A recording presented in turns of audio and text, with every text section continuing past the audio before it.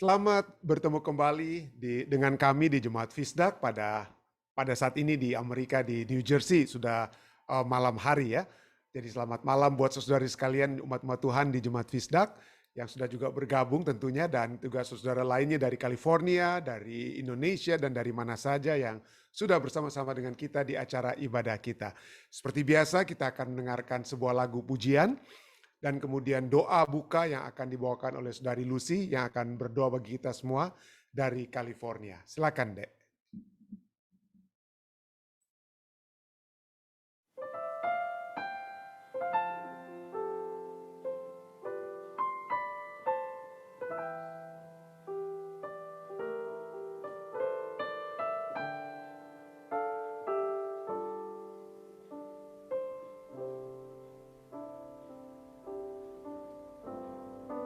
Early will I rise and worship you,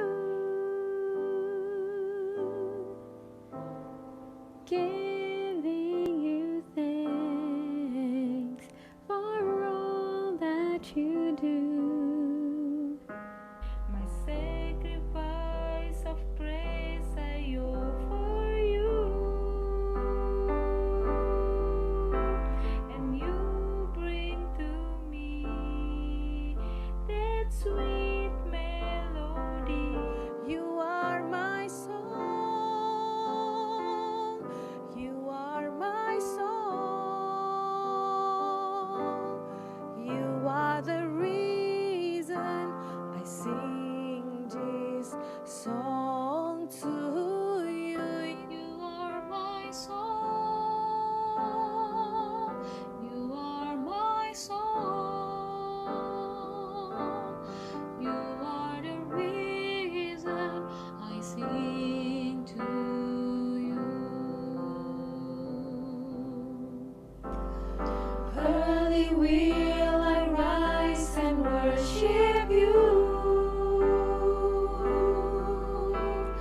giving you thanks for all that you do.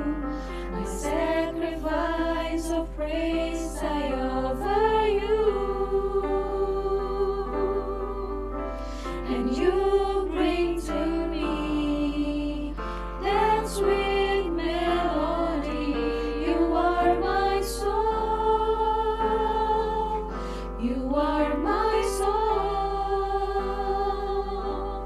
you are the reason I sing this song to you. You are my song, you are my song, you are the reason I sing to you.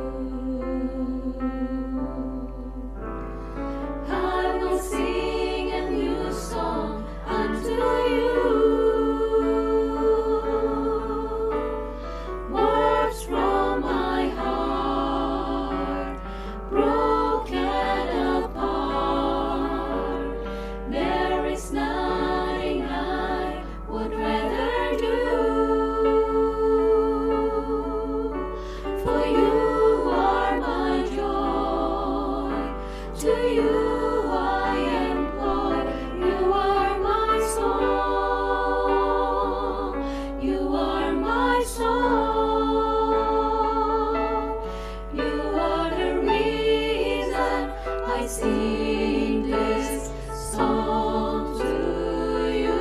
You are my song, you are my song, you are the reason I sing to you. You are the reason I sing to only you. Are the reason. You are the reason I sing to you.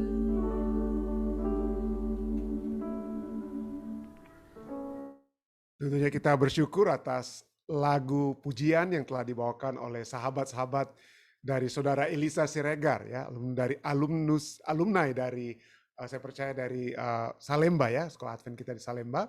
Kita bersyukur atas lagu pujian yang telah mereka bawakan.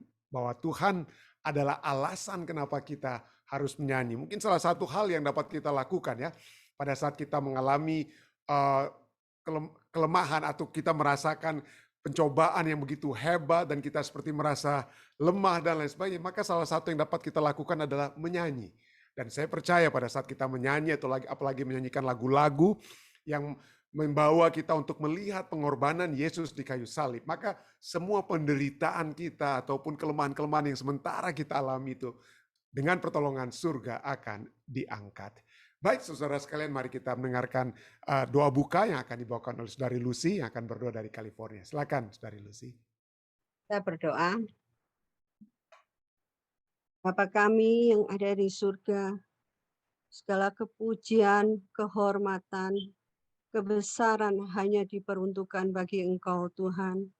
Kembali kami datang kepadamu Tuhan, kami memuji dan kami membesarkan Engkau, karena Engkau Allah kami yang patut kami puji dan besarkan. Mengucap syukur kami kepada Engkau Tuhan, kembali kami diberi kesempatan lagi untuk bersekutu dengan Engkau melalui firman-Mu. Berkati kami semua Tuhan, berkati Pendeta Stephen Rantung yang akan membawakan firman-Mu. Urapi hamba-Mu Tuhan, dan juga untuk kami semua, kami boleh mendengarkan firman-Mu, dan kami boleh mengerti, mempraktekkan di dalam kehidupan kami sehari-hari. Tuhan, tak lupa juga kami berdoa untuk Dedek. Tuhan, Engkau berkati, karena setiap hari dia selalu mempersiapkan untuk pertemuan ibadah kami Tuhan. Engkau saja yang bisa memberkati dia dengan segala macam persoalan kebutuhannya Tuhan. Engkau yang lebih tahu. Terima kasih Tuhan, terima kasih. Kami serahkan kehidupan kami, dan kami semua berdoa hanya di dalam nama Tuhan Yesus Kristus. Amin. Amin. Terima kasih banyak Saudari Lucy. Baik saudara sekalian, seperti biasa saya akan membagikan pelajaran kita dan kita akan melihat ya pelajaran yang baru untuk minggu ini maksud saya ya. Pelajaran yang baru dan berfokus kepada penyembuhan ya. Kita memiliki kebebasan untuk beristirahat. Pendeta Muda Tulus sudah memimpin kita di bagian pendahuluan ya. Tadi malam waktu Amerika. Dia sudah membaca Mazmur 27 ayat 1, Tuhan adalah terangku dan keselamatanku, kepada siapakah aku harus takut. Kalau Tuhan yang akan memberikan kepada kita terang dan keselamatan, kita tidak perlu takut dalam keadaan apapun. Mungkin yang kita hadapi, khususnya dalam pembahasan kita sepanjang minggu ini, bagaimana kita merasa kadang-kadang sendirian atau karena penyakit dan lain sebagainya kita merasa berbeban ya, kita merasa terbeban dan tidak memiliki istirahat yang sejati dengan kata. Tapi mari kita melihat. Mari kita melihat bagaimana istirahat yang mujarab itu Tuhan akan berikan, pengobatan di sumbernya. Kita akan lihat ada hari Senin, kita melarikan diri, kita akan melihat bagaimana apa yang terjadi dengan Elia, Nabi Elia. Hari Rabu juga masih menyambung, terlalu lelah untuk berlari seperti Nabi Elia ya. Lalu istirahat dan banyak hal lagi. Pada malam hari ini waktu Amerika, hari Minggu tanggal 15 Agustus, kita membahas tentang istirahat yang mujarab, healing rest. Healing rest. Mari kita lanjut saja ke pembahasan kita. Jika pernah ada waktu di mana kita membutuhkan istirahat, maka waktu yang kita perlukan itu adalah pada saat kita sedang dalam keadaan sakit, kita perlu istirahat ya. Kita membutuhkan istirahat fisik agar tubuh kita dapat meningkatkan sistem kekebalan tubuh kita. Dan kita juga sering membutuhkan istirahat mental, bukan hanya tubuh, tapi juga mental. Kadang-kadang itu adalah sesuatu yang tidak mengancam. Jadi penyakit-penyakit kita kadang-kadang tidak mengancam jiwa, mungkin seperti pilek atau pusing, migrain ya, di mana kita dapat berbaring di sana dan berusaha untuk tidak memikirkan semua yang seharusnya kita lakukan. Tetapi saat itu kita dalam keadaan pilek, dan itu mungkin kita tidak bisa. Kadang-kadang ketika hal itu, penyakit itu adalah sesuatu yang berpotensi mengancam jiwa, barulah kita terbangun dan khawatir tentang apa hasil tes medis nantinya. Itu bikin kita stres kadang-kadang. Ya, menantikan pada saat saya di kolonoskopi ya. Waduh, sebelumnya itu mungkin wah gimana kira-kira. Tapi saya percaya, tapi tetap saja sebagai manusia, kira-kira nanti kalau setelah kolonoskopi apakah hasilnya bagus atau mungkin ada kanker di kolon saya dan lain sebagainya. Jadi itulah yang seringkali kita membuat kita khawatir pada saat ada hal yang berpotensi yang mengancam jiwa. Dan pelajaran kita katakan, dan seringkali kita mulai bertanya-tanya mengapa, kenapa pada saat kita kena sakit itu, Tuhan kenapa saya sakit? Apakah pertanyaannya, apakah gaya hidup yang tidak sehat itu yang akhirnya membuat kita sakit? Apakah itu obat yang kita minum 20 tahun yang lalu yang sekarang menyebabkan saya sakitnya sekarang? Jadi begitu banyak pertanyaan ya. Misalnya, apakah itu beban ekstra yang kita pikul selama beberapa tahun terakhir? Apakah karena saya kerja malam dan lain sebagainya, overtime dan lain sebagainya? Atau pertanyaan yang lebih berat lagi mungkin ya. Apakah Tuhan sedang menghukum kita? Apakah Tuhan sedang menghukum saya? Karena dosa rahasia yang saya lakukan yang tidak diketahui orang lain. Jadi begitu banyak pada saat pertanyaan pada saat penyakit yang berpotensi mengancam jiwa, seringkali kita memiliki pertanyaan yang begitu hebat. Nah, bacalah Markus 2 ayat 1 sampai 4. Apa yang terjadi di sini? Besok juga kita akan sambung pembahasan tentang Markus 2 ayat 1 sampai 4 ini. Tapi mari kita lihat sini ya. Kemudian katakan ya, sesudah lewat beberapa hari waktu Yesus datang lagi ke Kapernaum, tersiarlah kabar bahwa dia ada di satu rumah. Maka datanglah orang-orang berkerumun sehingga tidak ada lagi tempat, bahkan di muka pintu pun tidak. Sementara ia memberitakan firman Tuhan, firman kepada mereka, ayat 3, ada orang-orang membawa kepadanya seorang lumpuh yang digotong oleh 4 orang. Tetapi mereka tidak dapat membawanya kepada Yesus karena orang banyak yang ada di depan pintu. Lalu apa? Lalu mereka membuka atap yang di atasnya. Jadi bukan rumah mereka. Seperti saya selalu katakan ya, rumah-rumah di Timur Tengah itu bukan seperti rumah di Indonesia yang ada atapnya, harus dibongkar atapnya. Enggak. Ada di atap-atap, ya atap itu di Timur Tengah itu pada umumnya itu apa? Datar, tempat mereka buat jemuran atau bersantai. Jadi atap-atap itu rata. Tapi tentu saja ada pintu masuk yang dapat dibuka untuk masuk ke dalam rumah dari atap. Jadi ada tangga juga dari luar untuk naik ke atap. Lalu ada pintu juga untuk masuk ke dalam rumah dari atap atau sotoh rumah tersebut. Jadi itu yang terjadi ya. Jadi mereka tidak dapat membawanya kepada orang banyak. Oleh karena banyaknya orang itu, lalu mereka membuka atap yang di atasnya. Sesudah terbuka baru mereka menurunkan tilam tempat orang lumpuh itu terbaring masuk ke dalam. Nah, besok juga kita akan lanjutkan pembahasan tentang apa yang terjadi ya. Nah, bagi orang lumpuh dalam cerita ini, itu adalah kasus yang jelas. Dalam buku Alfa dan Omega jilid 5, halaman 280 sampai 284, kita mendapatkan latar belakang dari kisah orang lumpuh ini. Si orang lumpuh telah melakukan beberapa hal yang dia tidak bisa banggakan. Artinya dia salah tindakan dengan kata lain ya. Jadi kehidupannya yang penuh dosa menyebabkan penyakit ini. Dan para ahli spiritual menarik garis lurus dari sebab akibat. Kamu telah berdosa, kamu telah buat ini dan itu dan itu. Ini sekarang akibatnya, ini penyakit kamu ini. Oleh sebab apa yang engkau sudah lakukan di waktu yang lalu. Itu kurang lebih yang dikatakan oleh orang-orang saat itu ya. Jadi betul, dia telah membawa penyakit ini ke atas dirinya karena dosa-dosanya dan tidak ada lagi obatnya. Sikap ini bisa sangat khas. Kita sering terobsesi dengan siapa yang melakukan atau siapa yang menyebabkan dia sakit. Kenapa dia sampai sakit? Waduh, mungkin karena ini dan itu ya, dan lain sebagainya ya. Jadi jika pernyataan dari pelajaran sahabat kita, jika beberapa kejahatan telah dilakukan, seseorang harus membayarnya. Itu yang kita sering katakan ya. Jika ada kecelakaan di suatu tempat, seseorang yang harus dituntut. Namun pada saat kita mencoba untuk menyalahkan ini dan itu atau mencari tahu siapa yang salah, siapa yang buat ini dan itu tidak membawa kesembuhan atau keutuhan bagi orang yang sakit. Tidak. Desain Allah yang mula-mula tidak termasuk rasa sakit, penyakit, dan penderitaan. Itu Allah tidak ingin. Pada saat dia menciptakan Adam dan Hawa, pada saat dia menciptakan langit dan bumi kita ini tidak ada rencana di dalamnya untuk rasa sakit, penyakit, dan penderitaan. Penyakit datang ke planet ini hanya dengan masuknya dosa. Itulah sebabnya Tuhan memberi kita pedoman kesehatan. Sehingga kita dapat menikmati kualitas hidup yang lebih baik sekarang. Ya, kita tahu dosa telah menyebabkan banyak penyakit, tetapi ada pedoman-pedoman kesehatan yang dapat kita gunakan sehingga minimal penyakit-penyakit itu dapat apa ya? Kita elakkan atau kita apa ya? Kita kurangi ya. Tetapi walaupun kita coba untuk kurangi, pelajaran kita katakan apa ya? Walaupun kita pada saat kita mengikuti pedoman kesehatan dapat menikmati kualitas hidup yang lebih baik sekarang, tetapi pelajaran kita katakan apa? Selama kita berada di dunia yang berdosa ini, tidak akan ada jaminan kesehatan yang penuh bagi saudara dan saya. Biarpun seberapa hebatnya, ya, tidak peduli pelajaran kita katakan apa? Tidak peduli seberapa rajin kita mengikuti prinsip-prinsip kesehatan, kalau memang mau sakit, pasti kita kena apa?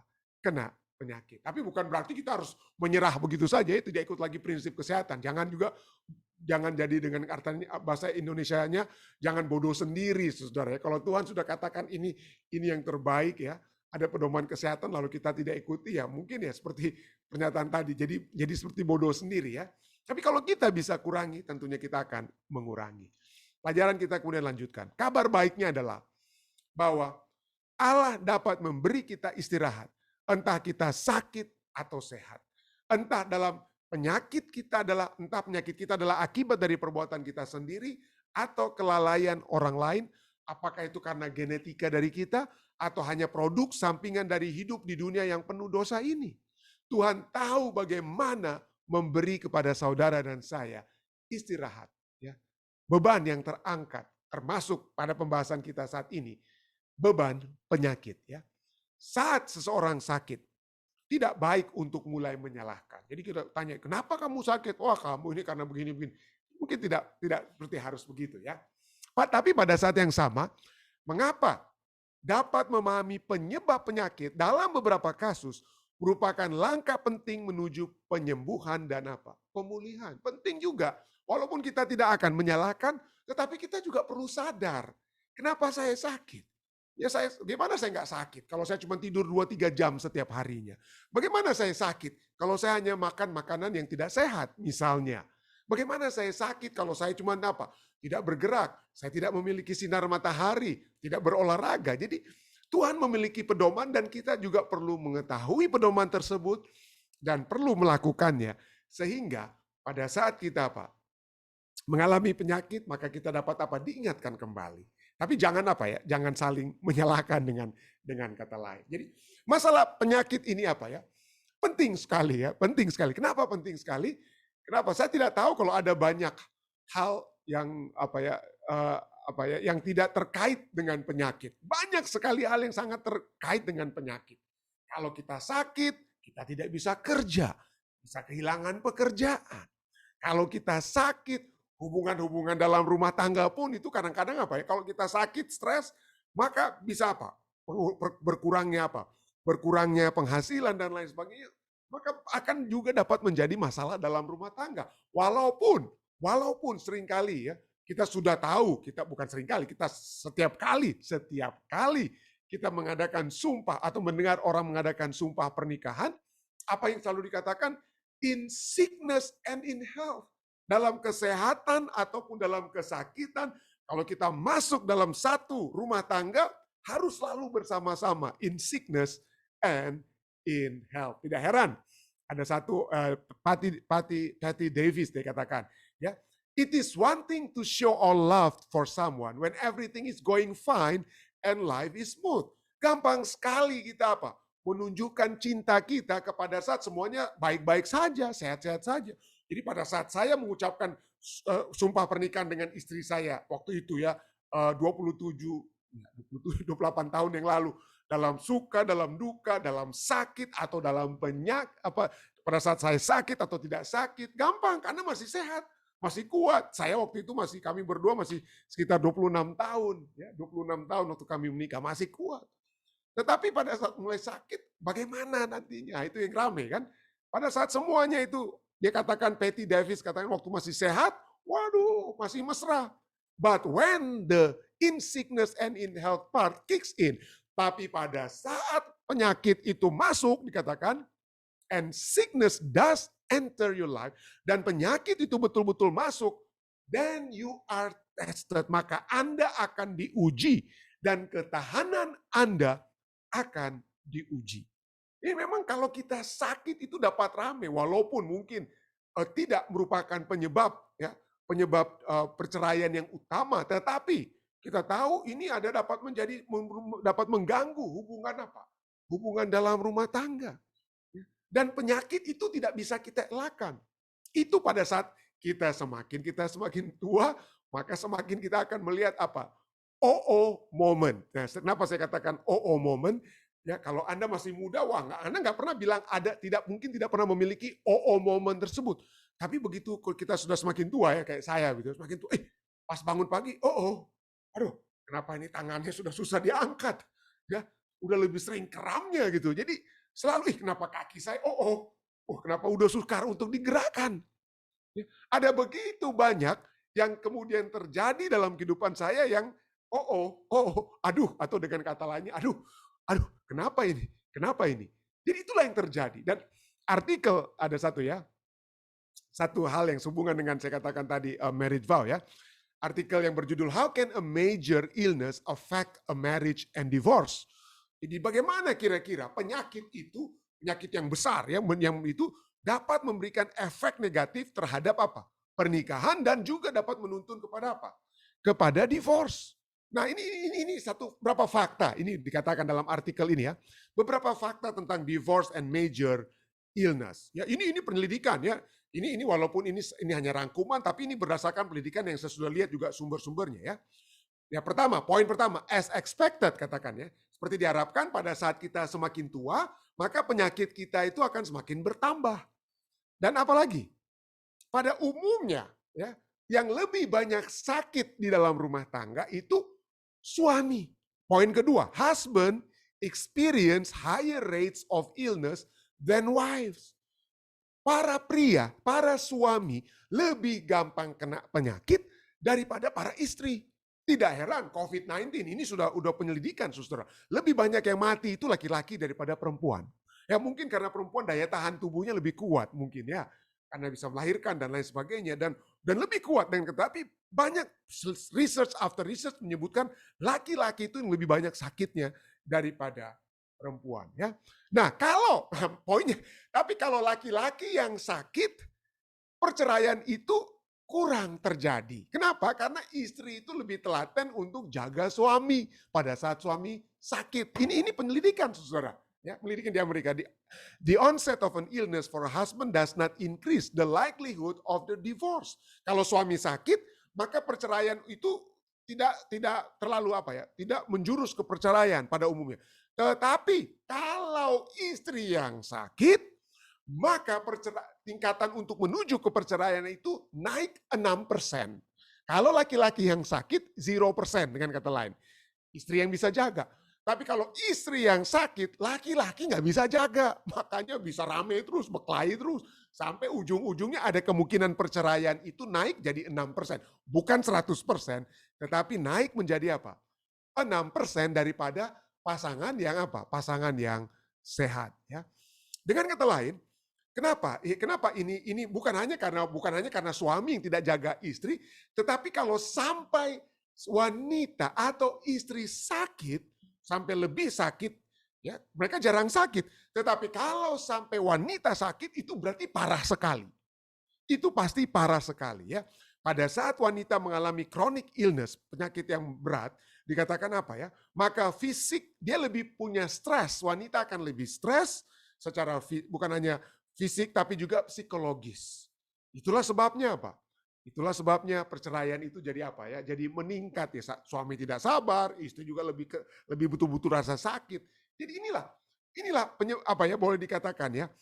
Sedikit satu fakta lah tambahan ya, sampingan, footnotes dari pelajaran kita tentang sakit ya di antara keluarga yang dapat juga menuntun kepada perceraian. Tetapi poinnya ya yang ingin kita tekankan kembali bahwa penyakit itu, Anda dan saya untuk sakit itu adalah bagian dari kehidupan kita. Illness, penyakit itu is a part of life. 1 Petrus 1 ayat 24 katakan apa? Sebab semua yang hidup adalah seperti rumput dan segala kemuliaannya itu seperti bunga rumput. Rumput menjadi kering dan bunga gugur. Sewaktu ada saatnya saya bisa lari cepat, lompat tinggi. Waduh, hebat sekali. main olahraga seakan-akan besok itu nggak akan datang. Ya, hebat sekali kita semua mengalami hal seperti itu. Tapi coba kita lihat, semakin kita tua, semakin aduh, apa ini? Momen kita itu semakin bertambah. Apa ini yang terjadi ini ya? Ini karena ini memang firman Tuhan sudah katakan dan faktanya nggak usah pakai firman Tuhan saja kita sudah tahu kalau kita semakin tua itu semakin apa ya? Banyak penyakit yang kita akan alami. Ya. 2 Korintus 4 ayat 16. Sebab itu kami tidak tawar hati. Tetapi meskipun manusia lahiriah kami semakin merosot, tubuh kita itu semakin apa? Semakin berkurang tenaganya dan lain sebagainya. Namun batiniah kita, iman kita itu diperbaharui dari sehari ke sehari. Itulah sebabnya puji Tuhan kalau kita tetap dapat beribadah walaupun mungkin tubuh sakit tapi minimal manusia batiniah kita itu apa? Semakin kuat. Nah, merosot. Ya, kenapa artinya merosot itu apa? Merosot artinya decay. Seperti membusuk dengan kata lain, corrupted. Ya, to destroy utterly, to spoil, corrupt, seperti jadi busuk. Thoroughly corrupt. Jadi totally degenerate atau waste away, disintegrate. Jadi memang tubuh kita itu semakin apa? Tadinya bisa lurus, kenapa sekarang udah tangan mulai bengkok-bengkok nih tangannya, seperti begitu ya. Tapi itulah kehidupan kita sebagai manusia. Tetapi, saudara, jaminan Tuhan itu sudah pasti bagi kita. Jaminannya apa? Itu tidak akan selama-lamanya. Ya. Itu tidak akan selama-lamanya. Saat ini seperti ayah saya cuma punya 1 ginjal mungkin. Saat ini ada di antara kita yang harus mungkin didialisis. Harus apa? Cuci darah dan lain sebagainya. Ada yang mungkin di kemoterapi. Itu tidak akan pernah selama-lamanya. Tidak akan selama-lamanya kita itu didialisis atau di kemoterapi atau minum obat ini, obat itu, tidak. Firman Tuhan cukup jelas. Filipi 3, 20-21, kewarganegaraan kita. Ya, tempat kita itu di sorga, bukan di dunia ini. Dan dari situ juga kita menantikan Tuhan Yesus Kristus sebagai juru selamat. Yang akan mengubah tubuh kita yang hina ini. Sehingga serupa dengan tubuhnya yang mulia. Menurut kuasanya yang dapat menaklukkan segala sesuatu kepada dirinya. Jadi saat ini tubuh kita itu decaying. Ya, membusuk atau rusak dan lain sebagainya. Tapi tidak selama-lamanya. 1 Korintus 15:52. Dalam sekejap mata. Pada waktu bunyi nafiri yang terakhir. Sebab nafiri akan berbunyi dan orang-orang yang mati akan dibangkitkan dalam keadaan yang tidak dapat binasa. Dan kita semua saudara akan diubah. Jadi lebih lengkap tubuh kita, lebih sempurna dari apa yang kita miliki saat ini. Hingga tidak heran saat ini kita masih mungkin menangis, kita rasa sakit ya. Menangis kita waktu kita habis dioperasi ini, habis dibuat ini dan lain sebagainya. Mungkin kita menangis, tapi Wahyu 21 ayat 4 katakan apa? Ia akan menghapus segala air mata dari mereka dan maut tidak akan ada lagi. Tidak akan ada lagi perkabungan atau ratap tangis kesakitan dengan kata lain ya, atau duka cita. Sebab segala sesuatu yang lama itu telah berlalu. Nah, ini janjinya indah sekali ya, puji Tuhan ya, untuk nantinya. Nah, bagaimana mereka sekarang? Saya butuh kesehatan itu sekarang. Saya masih ingin untuk dapat apa? Dapat memiliki kesempatan-kesempatan untuk melayani engkau mungkin lebih. Ada begitu banyak yang belum selesai saat ini. Dapatkah saya sembuh saat ini? Tentu saja. Kalau Tuhan berkehendak, ya, kita dapat berbicara. Penyembuhan sekarang itu dapat kita mintakan. Yeremia 17 ayat 14 juga mengajak kita untuk berdoa seperti Yeremia. Sembuhkanlah aku ya Tuhan, maka aku akan sembuh. Selamatkanlah aku, maka aku akan selamat. Sebab engkaulah kepujianku. Kita serahkan, kita dapat menyerahkan kepada Tuhan untuk menyelamatkan kita. Mazmur 91 ayat 3 dan 7. Sungguh dialah yang akan melepaskan engkau dari penyakit sampar yang busuk. Dari COVID-19 ada yang sembuh ya. Tentu saja ya. Walau 1.000 orang rebah di sisimu dan 10.000 di sebelah kananmu, tetapi itu tidak akan menimpamu. Kalau Tuhan apa? Melepaskan, pasti akan terlepas. Ya. Tapi ya coba kita lihat. Itu juga bukan hanya apa yang dijanjikan dalam kitab Yeremia, bukan apa yang dinyatakan juga dalam kitab Mazmur 91, tapi itu bahkan apa yang Yesus lakukan. Yesus menyembuhkan orang bukan hanya, nanti ya pada saat saya datang kedua kali, pasti kalian tuh akan sembuh. Oh tidak. Yesus memberikan kesembuhan kepada orang-orang di zamannya itu apa? Sekarang. Ya, Matius 20 ayat 31 lalu ayat 32 dan 33 ya. Ada dua orang buta yang duduk di pinggir jalan mendengar bahwa Yesus akan lewat, lalu mereka berseru, "Tuhan, anak Daud, kasihanilah kami." Ya, ini ayat 30, ayat 31 katakan orang-orang bilang, "Diam kamu, jangan ribut." Nah, ayat 32 disambung ya. Lalu Yesus berhenti dan kemudian memanggil mereka dan ia berkata, "Apa yang kamu kehendaki supaya aku perbuat bagimu?" Jawab Yesus, "Tuhan, supaya mata kami dapat melihat." Kita dapat meminta kepada Tuhan. Ya. Kita dapat meminta. Tuhan akan bertanya. Tuhan tahu, ya. Tuhan tahu bahwa kebutuhan mereka itu supaya dapat melihat. Tapi Tuhan ingin, apakah mereka mengetahui apa yang mereka ingin untuk terjadi bagi mereka. Jadi Yesus harus bertanya, apa? Apa yang kamu kehendaki supaya aku perbuat kepadamu? Kita dapat katakan hal yang sama, Tuhan, saya lagi dalam masalah COVID-19 saat ini. Berikanlah kesembuhan kepada saya, Tuhan. Supaya saya dapat begini, ini, dan itu. Kita dapat berikan juga alasan jika kita dapat menyampaikan kepada Tuhan, tentu saja ya. Kita dapat minta itu. Tuhan bukan hanya izinkan, anjurkan. Ya, kita minta kepada Tuhan. Ya. Dan kita dapat disembuhkan sekarang. Ya. Penyembuhan dan iman itu apa? Berjalan. Apalagi kalau kita percaya ya. Markus 5 ayat 34, ada seorang perempuan yang mengalami pendarahan berpuluh tahun, lalu dia pegang jubah Yesus, lalu kemudian Yesus tanya, siapa yang jamah jubah saya? Lalu kemudian perempuan itu ketakutan, tapi kemudian dia mengaku kepada Yesus. Lalu ayat yang 34, Markus 5 ayat 34, Yesus berkata apa kepada perempuan itu? "Hai anakku, imanmu telah menyelamatkan engkau. Pergilah dengan selamat dan sembuhlah dari penyakitmu." Jadi kita lihat di sini bahwa iman itu dapat apa? Memberikan pada saat kita percaya. Ya, kita dapat apa? Kita dapat jika Tuhan berkehendak, sekali lagi, kesembuhan itu dapat menjadi apa? Bahagian kita. Bukan hanya wanita, satu dari 10 orang penyakit kusta yang menderita penyakit kusta disembuhkan oleh Yesus. Lalu kemudian dia datang apa? Berbalik berterima kasih kepada Yesus. Lukas 17 ayat 19 katakan apa? Lalu ia berkata kepada orang itu, "Berdirilah dan pergilah. Imanmu telah menyelamatkan engkau." Jadi pendeta, mungkin ada yang bertanya, kalau saya tidak sembuh-sembuh pendeta, apa itu berarti iman saya kurang?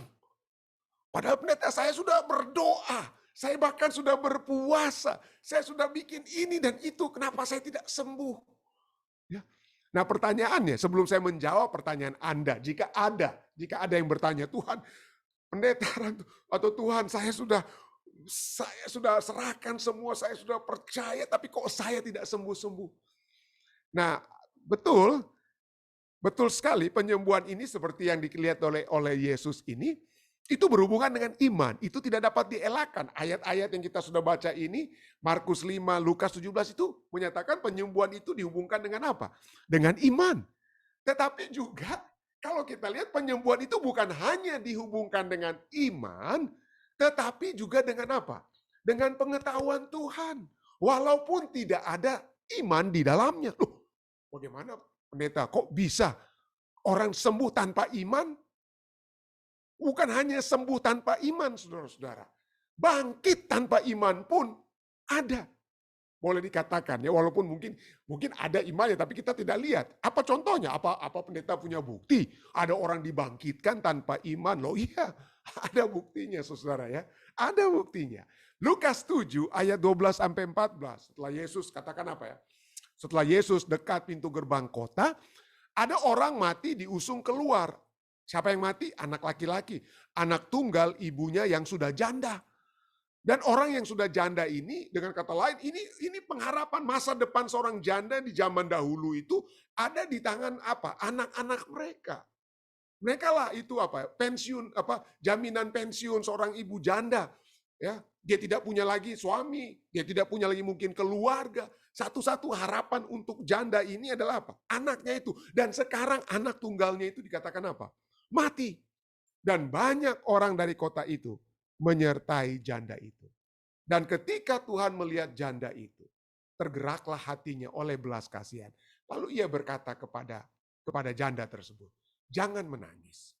Sambil menghampiri usungan itu, ia menyentuhnya. Dan sedang para pengusung itu berhenti, ia berkata, "Hai anak muda, aku berkata kepadamu, bangkitlah. Bangkit anak tersebut, saudara. Janda itu tidak minta. Janda itu tidak katakan, Tuhan tolong anak saya punya iman kepadamu. Tolong bangkitkan anak saya, ini masa depan saya Tuhan di sini. Janda itu tidak. Tidak ada percakapan antara janda itu dengan Yesus, tidak ada permohonannya, tidak ada pernyataan imannya, percayanya. Kalau dua orang buta tadi, Yesus anak Daud, Yesus anak Daud. Oh, ada iman dia tentang Yesus tuh sebagai anak Daud. Janda ini nggak bilang apa-apa. Mungkin dia tidak lihat Yesus karena dia sedang menangis. Jadi penyembuhan itu tentu saja dapat berhubungan dengan iman, tetapi juga dapat berhubungan dengan kemahabesaran, kemahatauan Allah yang saudara dan saya tidak tahu. Dan ini telah terjadi kepada seorang janda yang tidak dikatakan janda yang beriman atau tidak beriman, tidak dikatakan, tetapi Yesus menyembuhkan, bukan menyembuhkan saja, membangkitkan anaknya yang telah mati.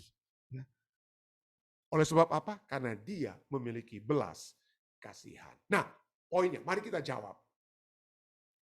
Mari kita jawab, pendeta, bagaimana kalau saya sudah berdoa, saya sudah bermohon ya, dengan iman, tapi kenapa tidak apa?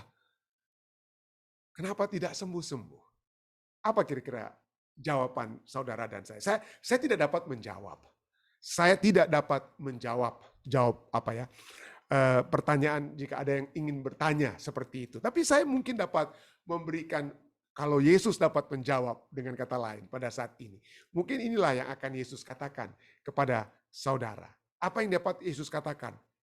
Ada murid-murid Yohanes Pembaptis datang kepada Yesus. Yesus, ini Yohanes Pembaptis nih dikubur. Bukan dikubur, belum di penjara, belum dikubur, dia belum mati ya. Yohanes Pembaptis di penjara. Gimana kamukah ini yang akan jadi Mesias, juru selamat yang akan menyelamatkan? Kenapa tidak selamatkan Yohanes dengan kata lain? Kenapa tidak engkau datang untuk selamatkan Yohanes? Cara tidak langsung, murid-murid Yohanes Pembaptis itu kurang lebih bilang itu kepada Yesus. Lalu apa yang Yesus jawab? Matius 11 ayat 4-6. Yesus menjawab mereka, pergilah dan katakanlah kepada Yohanes apa yang kamu dengar dan kamu lihat. Yesus tidak berkata, oke, mari kita pergi ke Yohanes, saya akan lepaskan dia dari penjara.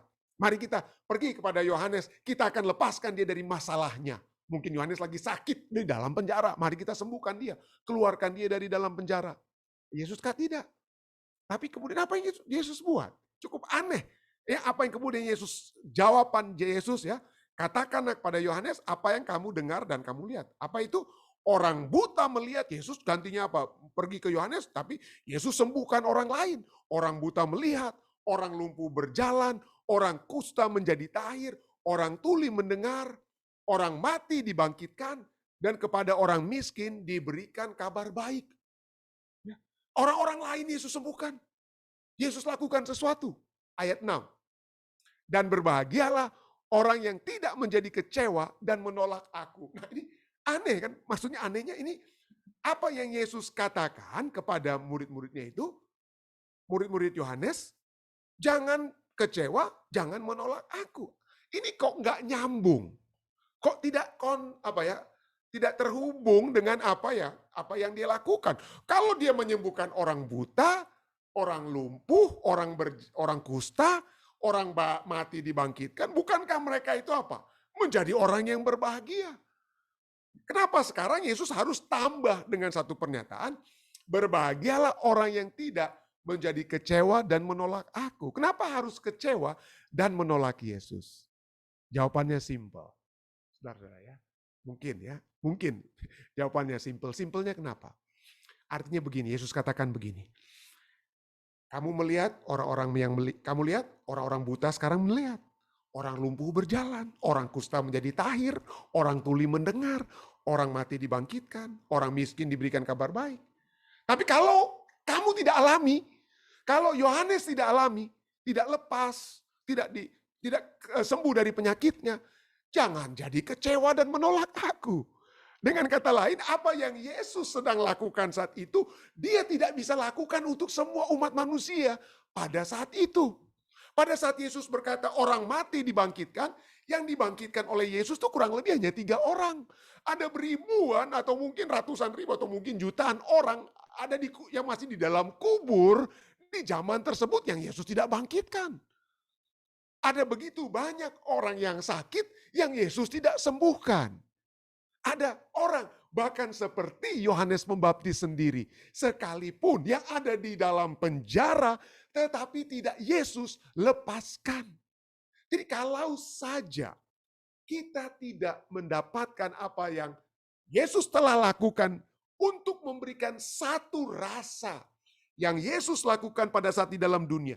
Dia tidak sembuhkan seluruh umat manusia saat itu. Dia tidak sembuhkan semua orang yang lumpuh. Dia tidak mentahirkan semua orang yang berpenyakit kusta. Dia tidak sembuhkan semua orang yang tuli. Dia tidak bangkitkan semua orang yang mati. Tetapi dia memberikan satu apa? A taste. Satu rasa. Satu apa? Satu contoh kecil. Kalau saya datang kembali, semua akan sembuh. Kalau saya datang kembali, semua yang percaya akan dibangkitkan. Kalau saya datang kembali, semua yang sakit tidak akan pernah lagi apa? Sakit. Tetapi untuk saat ini, saya hanya memberikan apa? Memberikan sedikit rasa tentang apa yang Tuhan, apa yang Allah dapat lakukan kepada umat manusia. Itulah sebabnya Yesus katakan apa? Berbahagialah orang yang tidak menjadi kecewa dan menolak aku. Kalau kita membaca, saya pernah berkhotbah tentang pahlawan-pahlawan iman dalam kitab Ibrani. Ada yang dilepaskan, ada yang tidak, ada mulut singa terlepas dari mulut singa dan lain sebagainya. Tapi kalau Anda baca keseluruhannya, Anda akan dapati, tetapi ada juga mereka yang kebanyakan yang tidak diselamatkan, yang harus mati dan ini dan itu dan tidak seperti orang-orang yang mendapatkan mujizat-mujizat. Tetapi kepada mereka mereka semua menerima upah yang sama. Kehidupan kekal itulah upah yang apa? Yang utama. Semua orang yang Yesus, coba kita lihat. Semua orang yang Yesus sembuhkan di zaman Yesus. Kemana mereka sekarang? Mati juga. Semua orang yang Yesus bangkitkan di zaman Yesus. Di mana mereka? Mati juga. Jadi itu cuma a taste. Rasa sedikit yang Yesus apa? Coba manusia cicipi di zaman Yesus supaya kita percaya, Yesus pernah menyembuhkan orang di zaman dahulu. Maka Yesus dapat tentu saja sembuhkan saya sekarang, tetapi jika tidak sekalipun, Yesus akan sembuhkan pada saat dia datang di kali yang kedua. Jadi kita tidak perlu apa? Kita tidak perlu kecewa. Kita tidak perlu apa? Memiliki iman yang berkurang. Kita tetap percaya. Kita dapat berkata seperti 3 sahabat daripada Daniel, Sadrak, Mesak, Abednego. Allah kami sanggup melepaskan kami. Tetapi jika tidak sekalipun, kami tidak akan apa? Menyembah patung yang Raja Nebukadnezar, yang Anda, Raja, telah dirikan. Allah kami sanggup. Tapi kalau tidak sekalipun, kami tidak akan pernah lemah iman. Kami tetap akan percaya. Kami tidak akan pernah kecewa. Itulah sebabnya. Satu permohonan kepada saudara dan saya itu tetap percaya ini menjadi pusat daripada Roma 8 ayat 35 sampai 37. Apakah atau siapakah yang akan memisahkan saya dari kasih Kristus? Adakah penyakit yang akan memisahkan saya dari kasih Kristus? Adakah masalah dalam rumah tangga yang akan memisahkan saya dari kasih Kristus? Atau siapakah yang akan memisahkan kita dari kasih Kristus? Penindasan atau kesesakan, atau penganiayaan, atau kelaparan, atau ketelanjangan, atau bahaya, atau pedang, atau ditinggalkan istri, atau ditinggalkan suami, atau pada saat saya menderita kanker, penyakit ginjal, dan lain sebagainya. Tidak ada. Tidak ada yang akan memisahkan saya dari kasih Kristus. Seperti ada tertulis, oleh karena engkau, kami ada dalam bahaya maut sepanjang hari. Ini Rasul Paulus katakan ya. Oleh karena Kristus kami bahkan harus berada dalam bahaya maut sepanjang hari. Kami telah dianggap sebagai domba-domba sembelihan. Kami ini tinggal sedikit aja udah habis dengan kata lain. Tetapi Rasul Paulus katakan apa? Tetapi semuanya itu kita lebih daripada orang-orang yang menang. Oleh karena Dia yang telah mengasihi kita. Kemenangan itu sudah pasti. Kemenangan itu sudah pasti. Tuhan dapat sembuhkan saudara dan saya. Tuhan dapat menyelesaikan masalah kita sekarang. Sekarang Tuhan dapat selesaikan. Kita dapat minta kepadanya di dalam iman. Tetapi jika sekalipun tidak tersembuhkan, jika masalah kita itu tidak selesai sekalipun, biarlah tidak ada siapapun atau apapun yang akan memisahkan saudara dan saya dari kasih Kristus. Karena kasih Kristus itulah yang akan membawa kita menjadi pemenang. Dan pada saat kita pemenang, kita akan tiba di satu masa kekekalan, di mana penderitaan saudara dan saya untuk 80 tahun atau 90 tahun atau 100 tahun kehidupan kita di dunia ini. 100 tahun lah coba rata-rata kita bisa capai. Ya, 100 tahun. Penderitaan kita itu penyakit dan segala sesuatu itu tidak ada artinya dibanding kekekalan bersama-sama dengan Tuhan di dalam kerajaannya. Kiranya ini dapat menjadi kekuatan bagi kita semua. Saya bawa ini dalam nama Yesus. Amin. Baik, saudara sekalian, jika ada mungkin tambahan atau pertanyaan sehubungan dengan pembahasan kita pada saat ini, silakan. Ada kira-kira tambahan atau pertanyaan? Sudah, Pak. Ketua Tilar, Papi, mungkin silakan, Pi. Thank you. No. Oke, puji Tuhan. Ketua Tilar, jika ada Ketua Tilar. Ya, silakan. Ya, kalau kita melihat campur tangan Yesus waktu dia masih ada di atas muka bumi ini, apakah itu orang lumpuh, orang buta, atau orang yang tidak bisa mendengar, saya tidak dapati. Jadi kalau kita menelusuri kenapa ini orang lumpuh, kenapa ini orang buta, kecuali orang itu lahir maksudnya buta atau lumpuh sejak dilahirkan. Nah, perbandingan dengan kita yang saat ini, kalau kita mengalami sakit, apakah itu stroke, serangan jantung, diabetes, saya coba bicara, saya mau coba sampaikan pendapat saya. Mungkin mujizat Tuhan itu, kita bicara soal mujizat kesembuhan yang Tuhan berikan oleh karena kemauan Tuhan itu sendiri. Amin. Tetapi seperti begini, kalau lampu merah itu saya lewat dengan sengaja, pasti saya dapat tiket. Kalau saya tahu stop sign dan saya lewat dengan sengaja, pasti saya dapat tiket dari polisi. Artinya saya tahu bahwa itu pelanggaran saya buat dengan sengaja. Kecuali itu terjadi oleh karena ketidaksengajaan. Artinya saya tidak tahu. Saya tidak tahu bahwa kolesterol itu disebabkan oleh karena saya banyak makan lemak. Saya tidak tahu bahwa kalau saya banyak makan gula akan kena diabetes. Saya tidak tahu kalau saya minum alkohol akan menyebabkan kerusakan jantung saya. Jadi bagaimana saya mau minta mujizat kesembuhan kepada Tuhan kalau itu saya tahu saya tidak boleh lakukan.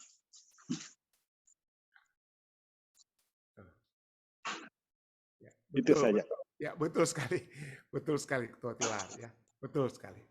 Terima kasih atas tambahannya ya, dan jadi perenungan buat kita semua. Tambahan dan pertanyaan, benar. Artinya perenungan untuk kita semua ya, seperti pelajaran kita tadi sudah katakan ya, tentu saja ada hal-hal yang terjadi oleh sebab pelanggaran-pelanggaran termasuk melanggar hukum kesehatan yang kita buat sendiri dalam kehidupan. Seperti yang Ketua Tilar jadi sudah katakan, ada konsekuensi seperti saya katakan juga tadi.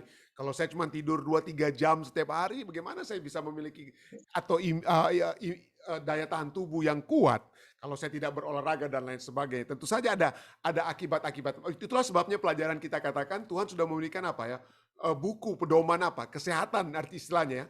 Prinsip-prinsip kesehatan yang dapat menjadi pedoman bagi kita semua untuk dapat memiliki satu kehidupan yang penuh. Kenapa? Karena pada saat kita sakit, kita tidak memiliki kehidupan yang penuh. Kita apa ya? Seperti terkukung dalam penyakit yang kita miliki. Tetapi walaupun itu demikian, pelajaran kita juga katakan ada mungkin yang berhubungan dengan genetika atau pelanggaran apa yang disebabkan oleh orang lain. Jadi pada pembahasan untuk hari Minggu malam ini, pertanyaan yang bagus sekali ataupun statement sangat baik telah diberikan oleh Ketua Yohanes Tilaar ya, tetapi kita tidak dapat menjawabnya untuk malam ini. Kita akan sambung juga besok malam untuk melihat kira-kira apa jawaban Yesus kepada orang yang lumpuh tersebut atau apa yang dapat kita lihat yang terjadi kemudian. Tetapi betul sekali. Poinnya adalah bahwa kita harus mengetahui bahwa Tuhan menghendaki kita untuk sehat, dan Tuhan telah memberikan pedoman untuk kesehatan, pedoman kesehatan bagi kita untuk kita ikuti. Tapi dalam pergumulan kita, mari kita minta kekuatan surga untuk menguatkan kita mengikuti pedoman. Karena terus terang untuk kesehatan, masalah kesehatan itu, Ketua Tilaar itu bagaikan apa? The renewing of the mind itu bagai apa ya? Bagaikan conversion, pertobatan ya. Kita harus berputar hebat untuk mengikuti kehendak Tuhan yang sejati, termasuk dalam hal hukum kesehatan. Ya, terima kasih Ketua Tilaar. Terima kasih. Pertanyaan yang sangat baik. Ada lagi saudara lainnya? Jika tidak ada dari Zoom, atau saudari Lucy mungkin atau Ibu Syana, ada? Silakan. Ya. Pendeta, berarti apa bisa kalau kita ngalamin apa? Kan orang sehat belum tentu juga doanya kejawab. Orang sakit belum tentu juga. Jadi apa bisa kita ngambil kesimpulan udah yang penting kita sudah ngikutin apa yang perintah Tuhan, kita berdoa terserah Tuhan mau apain kita terserah. Apa bisa begitu Pendeta? Artinya pada saat kita mengalami penyakit seperti yang Ketua Tilaar tadi katakan ya. Jadi kita jangan menyerah dalam arti ya udah ya sehat nggak sehat itu ya nantinya ya udah kita sembarangan aja dengan kata lain. Apakah kita akan pertama ekstrimnya itu jadi sembarangan aja? Wah, tentunya kita kalau firman Tuhan sudah juga katakan kalau kita mengetahui sesuatu hal yang baik lalu kemudian kita tidak lakukan maka kita juga dapat apa? Bersalah. Itu tidak menumbuhkan satu karakter untuk perubahan yang baik. Artinya kalau kita bilang ya mana-mana aja lah, kita sembarangan aja lah. Jadi itu bukanlah satu karakter yang Tuhan mungkin kehendaki dari umat-umatnya. Tuhan menghendaki karakter yang apa ya? Karakter yang kuat, perubahan. Itulah sebabnya kita bukan hanya menerima Yesus dalam proses justification, kita bukan hanya dibenarkan, tapi kita harus masuk sebelum kita dimuliakan, glorification. Ada proses apa? Sanctification, ada proses penyucian. Dan proses penyucian itu juga termasuk adalah kita harus bergumul dengan kelemahan-kelemahan kita. Kita harus bergumul dengan kesalahan-kesalahan kita. Kita harus mengikis semua yang telah kita lakukan yang merupakan tawaran dunia kepada kita, bukan tawaran surga kepada kita. Dan tawaran-tawaran dunia itu ya banyak hal itu, termasuk juga dalam hal kesehatan. Ya, itulah tawaran-tawarannya. Artinya poinnya, untuk apa saya kerja sampai hanya istirahat 2-3 jam setiap hari? Untuk apa poinnya? Apakah supaya saya memiliki banyak uang untuk dapat membeli apa yang dunia dapat siapkan bagi saya? Jadi pertanyaan itulah yang harus menjadi pergumulan kita, bahwa dalam segala sesuatu yang kita lakukan, adakah kita memiliki satu jalur di mana karakter saya akan lebih dimurnikan, kehidupan saya akan lebih diperbaiki, bukan hanya dari segi bukan hanya dari segi teologi ya, iman, kepercayaan, tetapi juga dari segi kesehatan saya. Dari segi kesehatan saya. Dan semuanya itu adalah Semuanya itu adalah satu pembentukan Satu pembentukan karakter. Tentu saja seperti mengampuni itu susah dan lain sebagainya. Tetapi tidak mustahil bersama dengan Tuhan. Ya, termasuk juga dari masalah-masalah kesehatan ini. Mari kita terus memiliki perenungan. Itu harus menjadi satu makanan yang harus kita terus makan, kita harus cerna, kita harus firman Tuhan itu harus selalu menjadi perenungan bagi kita untuk selalu kita renungkan. Ya, terima kasih Saudari Lucy. Jadi jangan langsung menyerah. Ya udahlah, terserah aja lah, bikin apa aja lah, enggak ya. Mari kita lihat mana yang terbaik yang dapat terjadi. Kenapa? Saya kadang ini terus terang ya. Kadang-kadang ya kita bilang udahlah, kehidupan kita kan di tangan Tuhan, jadi kita bisa makan aja bebas dan lain sebagainya. Tapi anehnya, tapi yang sering kali terjadi yang saya lihat adalah pada saat kita sakit lalu kita mau hidup seperti sebelum kita sakit, sebelum kita kena stroke. Bisa rupanya tetap pada saat dia sudah kena stroke, tetap akhirnya dia bisa berusaha untuk makan makanan yang sehat. Ya, dengan kata lain. Nah, pertanyaan bagi saya, kenapa saya tidak harus makan makanan sehat sebelum kena stroke atau supaya jangan kena stroke? Kenapa? Karena pada saat kita kena stroke, kita akan terpenjara dengan kata lain. Kita lihat, aduh rupanya lebih, waktu saya tanpa masalah stroke ini, saya lebih apa? Saya lebih enak hidup saya daripada kena stroke. Nah, baru kemudian kita mulai makan makanan yang sehat. Nah, kenapa kita tidak mencegah dari semula dengan kata lain? Ya? Kenapa? Pada saat sudah kena, baru kita baru mau mulai. Tapi sorry, saya tahu ini pergumulan kita semua, termasuk pergumulan saya dalam hal makanan ini dan lain sebagainya. Tetapi saya harus ungkapkan ini supaya kita semua saling selalu diingatkan dan mengingatkan supaya kita semakin bertumbuh dan tetap memiliki kesehatan yang semakin. Terima kasih, saudara. Ada lagi yang lainnya mungkin Ibu Siana? Ya, terima kasih. Baik, Dek, mungkin ada pertanyaan dari live stream, silakan, Dek. Tidak ada pertanyaan dari live stream, Pendeta. Oke, jika tidak ada, baik. Jika tidak ada, mari kita masuk ke bagian yang kedua, yaitu permohonan-permohonan doa kita. Saya tidak sempat bertelepon kembali, tidak menghubungi Om Rain, tapi ada yang mungkin sudah sempat berbicara terakhir 1-2 hari. Saya terakhir berbicara dengan beliau hari Kamis ya. Kamis. Bagaimana keadaan Om Rain? Om Rain ada tuliskan di Facebook, Pendeta sekarang masih berada di Rumah Sakit Providence, tapi sedang menyaksikan. Oh, puji Tuhan, puji Tuhan. Ya, kami akan terus doakan Om Rain. Ya. Demikian juga dengan Saudari Jane. Pagi-pagi pada saat saya bangun jam 4, saya mendoakan semua permohonan doa dan juga khususnya Om Rain dan Saudari Jane ya yang saat ini dalam proses-proses penyembuhan. Baik, ada lagi saudara lainnya? Silakan. Dari Zoom ada yang mau kita doakan?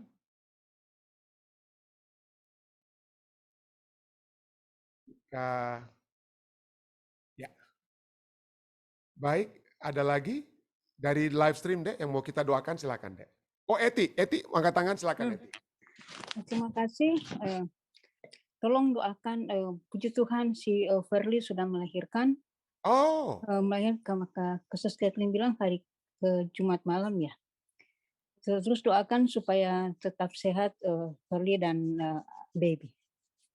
Terima Keluarga kasih. Sumanti.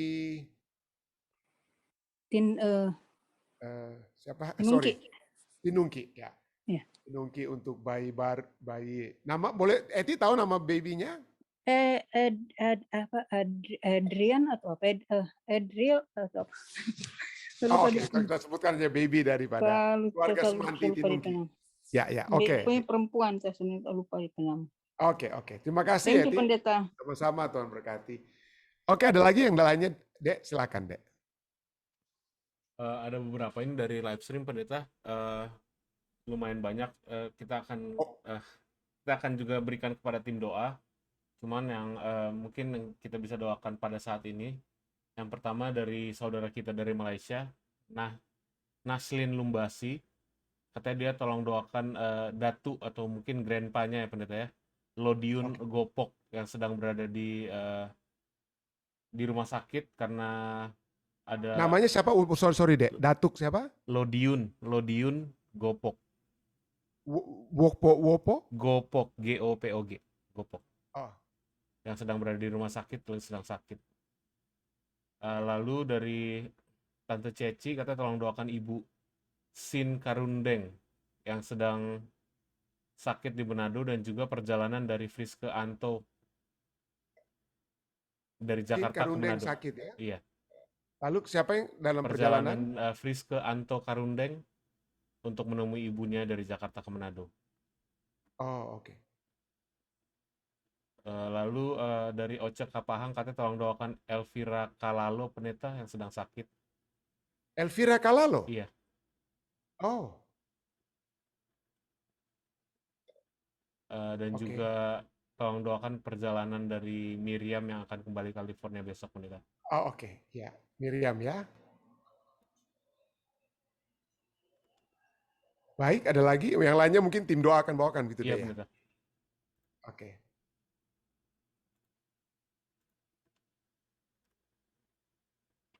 Baik, jika tidak ada lagi, Mari kita bersatu ya. Kita akan bersatu dalam doa untuk dengan pokok-pokok doa yang akan saya coba bawakan pada saat ini. Satu dalam doa.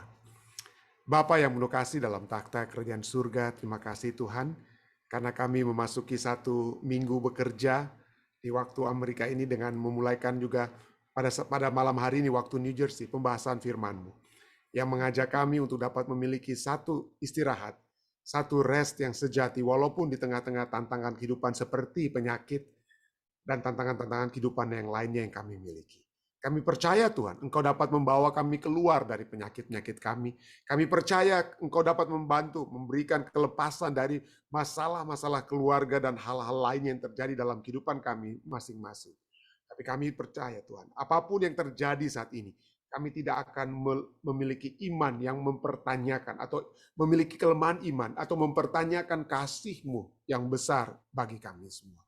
Kami rindu untuk tetap memiliki iman yang kuat kepada Engkau Tuhan, walaupun mungkin kami dalam keadaan sakit, dalam keadaan masalah dan apapun yang sedang terjadi, kami tetap ingin mengasihi Engkau. Kami tetap rindu untuk masuk ke dalam kerajaan.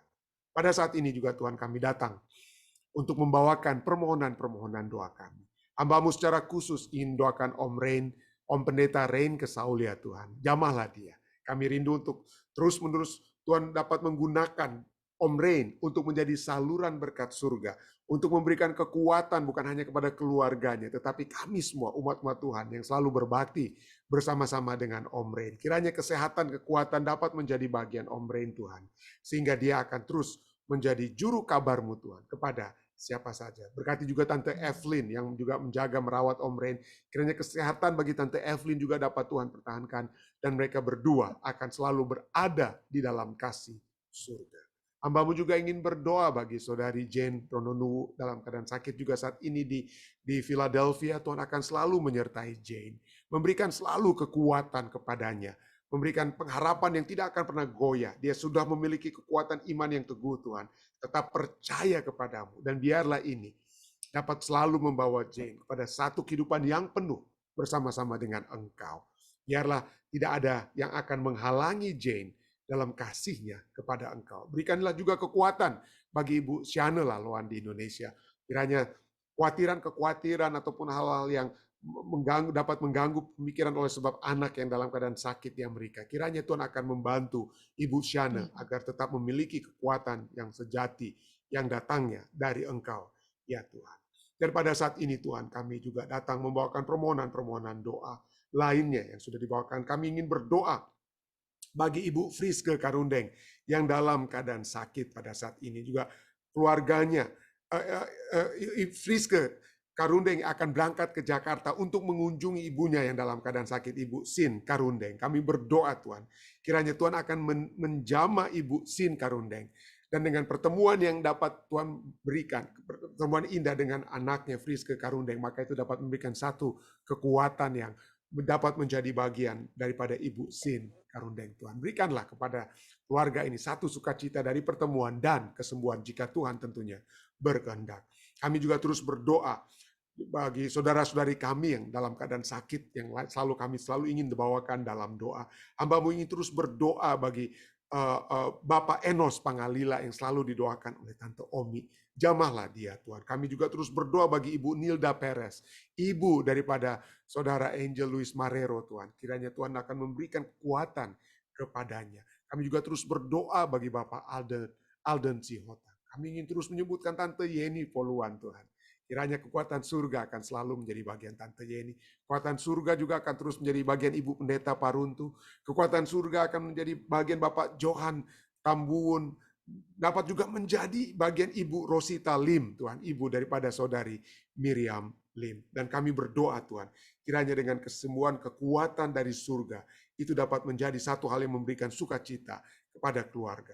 Kepada keluarga Abutan juga yang masih terus mendoakan adik yang mereka kasih, Teni Abutan. Kami tahu Tuhan, kami sudah menyerahkan adik tersebut, sudah memberikan yang keluarga sudah menyatakan yang terbaik kiranya dapat terjadi. Tapi Tuhan, jika Engkau berkehendak, tentunya tidak ada yang mustahil bagimu. Jika itu dapat menjadi satu kisah yang dapat memberikan sukacita, bukan hanya sukacita tapi menjadi satu pekabaran, biarlah itu dapat menjadi bagian bagi keluarga Abutan Tuhan. Kiranya Tuhan dapat mendengarkan permohonan mereka. Kami juga terus berdoa Tuhan, bagi keluarga yang juga masih dalam keadaan berduka. Bagi keluarga Sumampau Pangke, ibu daripada sahabat hambamu, saudara Teddy Sumampau Tuhan. Kami berdoa kiranya keluarga daripada Teddy dan seluruh keluarga Sumampau Pangke dapat memiliki kekuatan oleh sebab penghiburan surga yang dapat menjadi bagian mereka Tuhan. Kami juga terus berdoa bagi keluarga Mokalu yang masih tetap dalam keadaan duka oleh sebab saudara Semi Mokalu yang Tuhan sudah izinkan untuk beristirahat. Biarlah kekuatan surga dapat menjadi bagian mereka. Kami juga terus berdoa bagi mereka dalam pemulihan kesehatan. Kami berdoa bagi Ronald Walean Tuhan. Kiranya pada saat dia terus mendengar namanya disebutkan dalam doa-doa, kiranya itu dapat menjadi satu kekuatan. Bukan hanya kekuatan iman bagi Ronald, tetapi juga kekuatan fisik yang dapat juga menyertai kekuatan imannya.